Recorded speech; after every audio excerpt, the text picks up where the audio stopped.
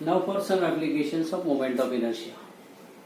First, for moment of inertia of uniform circular ring. Now there is ring, inside there is no material. It is only a simple wire. It is in the form of circular ring. And this is the axis passing through its center. And it is perpendicular to the plane of ring. Passing to center, we can say it is C is a center.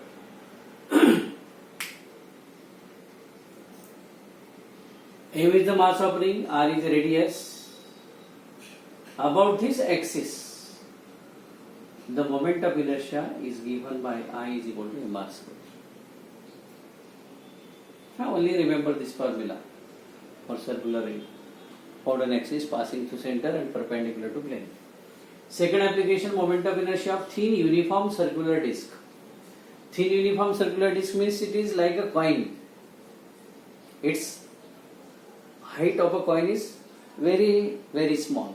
So they will consider as negligible. So this is circular ring of mass and radius r.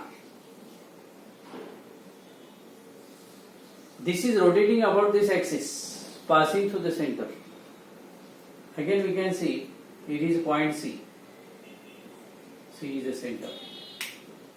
And this axis is again perpendicular to the plane of disc. Sigma for the disc is mass per unit area.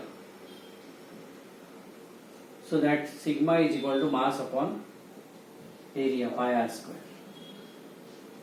Now this disc can be divided into number of small rings, like this ring.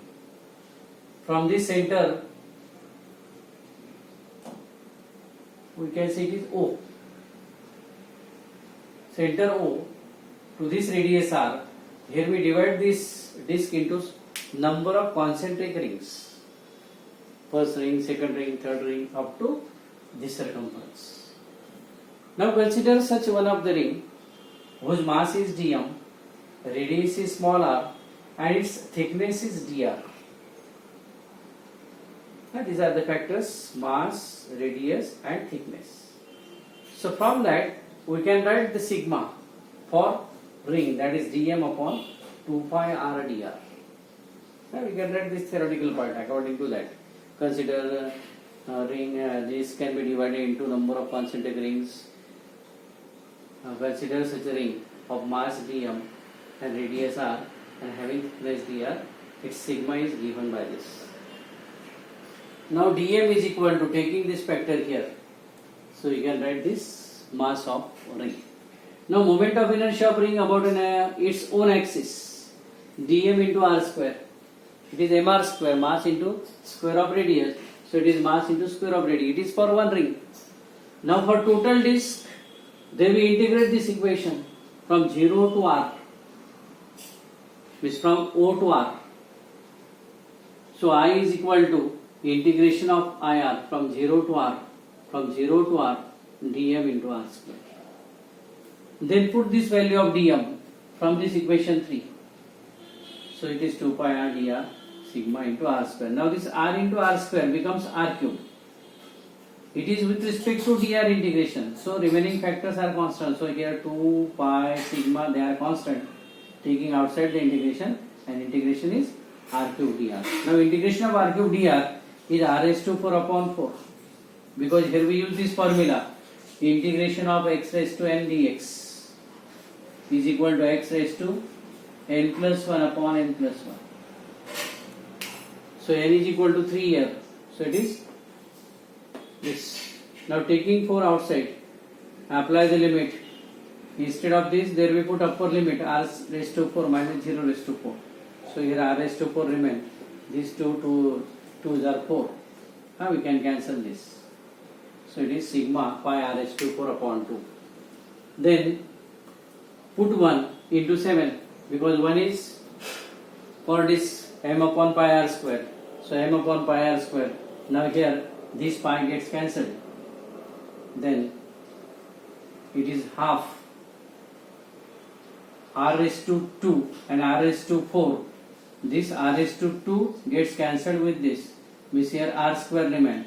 So it is half mr square is the moment of inertia of thin uniform circular disc. For ring it is mr square and for disc it is half mr square. In this way we can find the moment of inertia of these factors. Then another important factor for the rotational motion is the radius of gyration. Now for radius of gyration, suppose there we use one of the body, rigid body. Capital M is the mass of that body. This mass is distributed in number of particles. There is a certain point, suppose on this side there is greater mass of a body. So the body can remain balanced at this position. It remains balanced over the tip of nail. So that point is called as center of mass, where whole mass of that body is concentrated. Suppose this is the axis of rotation, and for that axis, this is the position of center of mass. According to this axis, that position changes. Now the distance between this axis and the center of mass, that is called as radius of gyration. It is denoted by K. So from that we can write this definition. The radius of gyration of a rigid body about an axis passing through it is defined as the perpendicular distance between the axis of rotation and a point at which whole mass of a body is supposed to be concentrated. That is called as center of mass. So the mi of that body is given by I is equal to mk square. It is in terms of moment radius of gyration. K is the distance, so its unit is meter, centimeter, and that are the units. So there we use this factor in the next topic.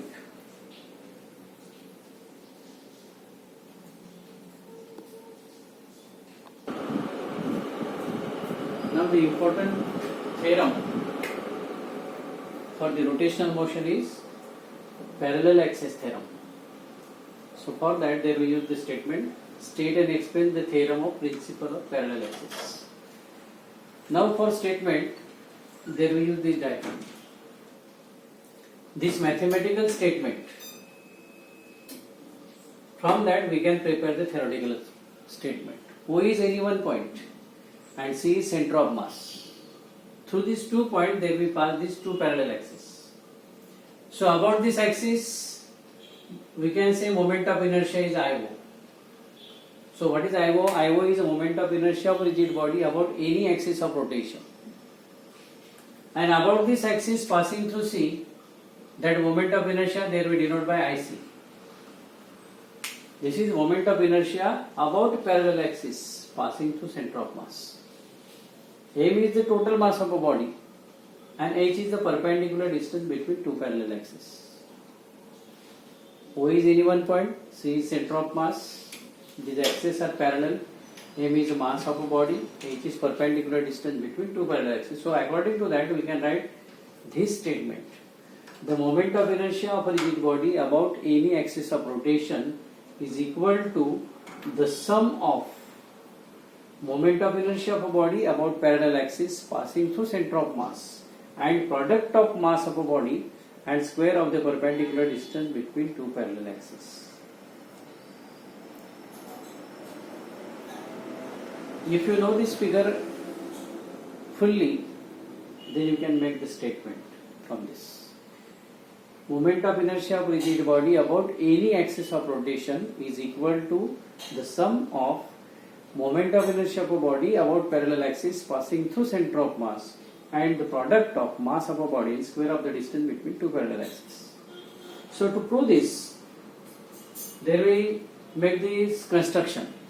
Here dm is the mass of the particle at point D, because there are number of particles. Out of them, there we consider the particle at this point D. Then join this OD and CD.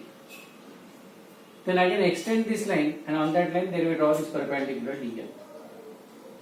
So there are 2 right angle triangles, OND and CND.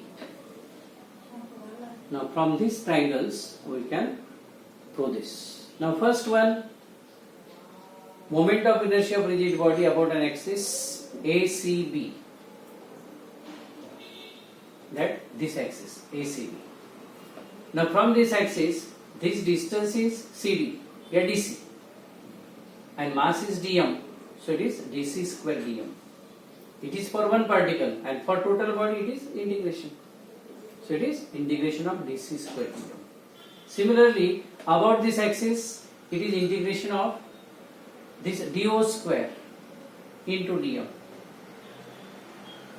But from this triangle OND, do square is equal to, it is this dn square plus no square. So do square is equal to dn square plus no square. But what is no? No is nothing but nc plus co. So replace this no by nc plus co whole square into d. Then solve this bracket. So this dn square plus nc square plus 2 nc co plus co square into dm. It is a plus b whole square, a square plus 2ab plus b square. I like that, then we solve that. Now that co is equal to h, this distance co equal to h. So here we can put h. So it is 2nh, and this is h square. Now this factor dn square plus cn square, that is dn square plus this nc square, from this triangle it is equal to dc square. So instead of these two terms, these two terms are nothing but dc square, and only here put co is equal to h. Then there are three factors inside, then separate them, dc square dm plus 2h integration nh dm plus h square dm. But nc dm, this integration of nc dm is equal to 0, because from this center of mass, equal mass is distributed on both the sides. So the moments about the center of mass of a rigid body is always 0. So you can write there as nc is the distance of a point from the center of mass. Any mass distribution is symmetric about the center of mass. So this integration is 0. So second term becomes 0. And h square dm, where dm is mass of one particle, integration of dm is total mass of a body. So this is nothing but capital M. So replace this term by mn square and this by equation 1, IC. So IO is equal to IC plus ms square. In this way we can prove it.